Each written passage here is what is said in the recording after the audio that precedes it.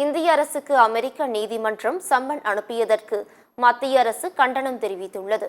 கனடாவில் காலிஸ்தான் ஆதரவாளர் நிஜார் கொலையை தொடர்ந்து அமெரிக்காவில் குர்பத்வந்த் சிங் பன்னுவை கொலை செய்ய சதித்திட்டம் தீட்டப்பட்டதாக குற்றச்சாட்டுகள் எழுந்தன.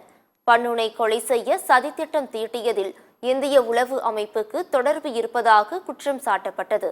இது தொடர்பாக இந்திய தொழிலதிபர் நிகில் குப்தா கைது செய்யப்பட்டார்.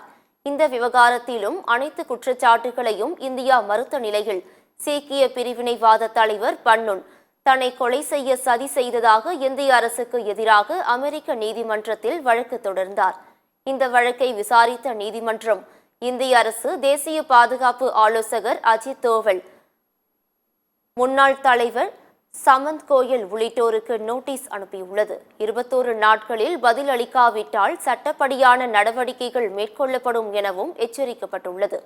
இந்நிலையில் இந்த நோட்டீஸுக்கு கண்டனம் தெரிவித்துள்ள இந்தியா, தாங்கள் முன்பே கூறியது போல் இவை அனைத்தும் முற்றிலும் தேவையற்ற ஆதாரமற்ற குற்றச்சாட்டுகள் என்று தெரிவித்துள்ளது.